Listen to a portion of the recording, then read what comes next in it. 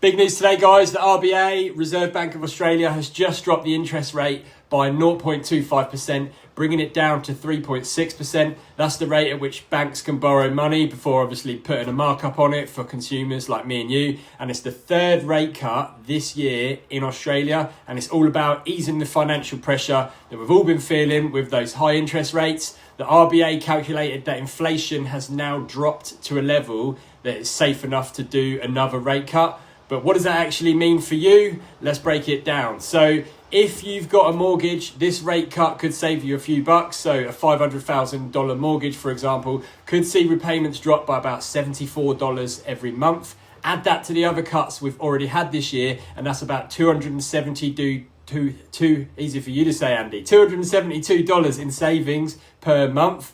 Every little helps, right? If you're looking to buy a house in Australia, a rate cut means you'll probably have a bit more borrowing power now. So lower interest rates make loans more affordable. So you might be able to get a bigger loan than you could before.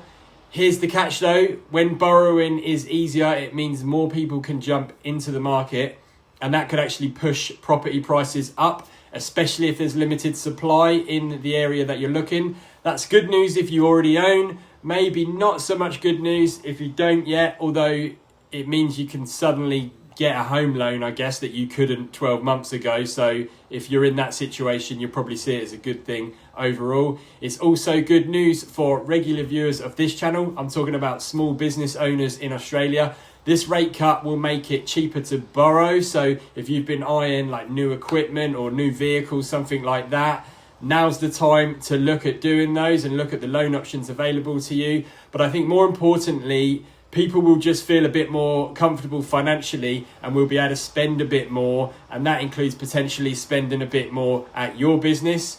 You need to still be a bit cautious though. The RBA did warn about a few other threats to the Australian economy. So it's not all smooth sailing. Just because borrowing is cheaper now doesn't mean you should go splashing cash for the sake of it. As always, make sure you're investing wisely.